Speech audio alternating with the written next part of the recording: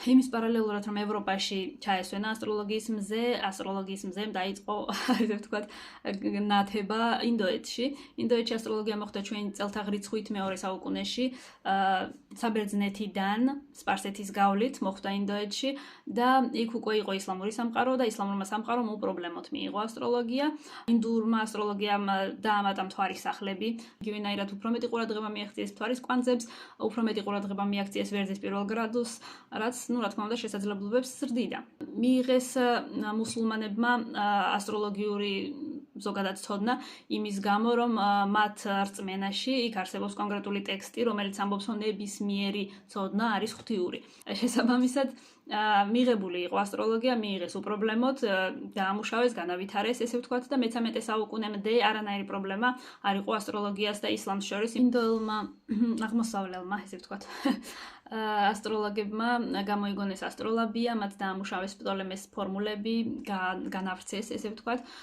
იყვნენ ძალიან ბევრი ცნობილი ასტროლოგები, იყო მაშალახი, იყო ალკინდი, იყო აბუ-მაშარი, რომელიც საკმაოდ ცნობილი ფიგურაა დღემდე ასტროლოგიაში, ის ეყრდნობოდა პლატონის ცოდნას, მან დაარქვა კვანძებს, ეს კაპუტ და კაუდა დრაკონის, ესე ვთქვათ დრაკონის თავი და ბოლო, კუდი და თავი.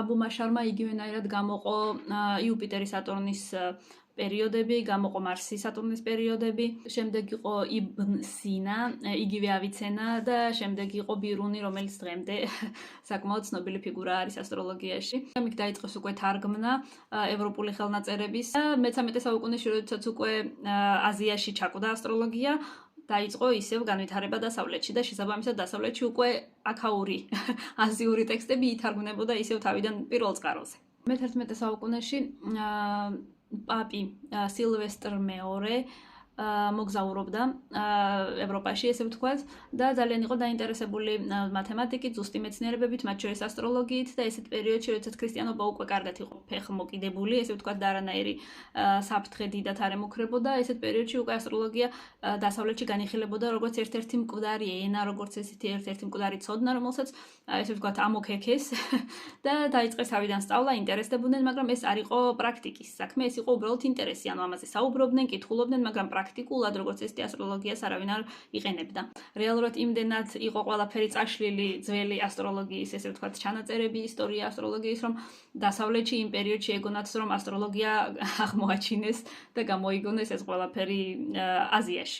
ამ პერიოდში არანაირი საფრთხეს ასტროლოგია ქრისტიანობისთვის არ წარმოადგენდა, იქიდან გამომდინარე, რომ ქრისტიანობა უკვე მყარად იდგა, როგორც რელიგია, ესე ვთქვათ.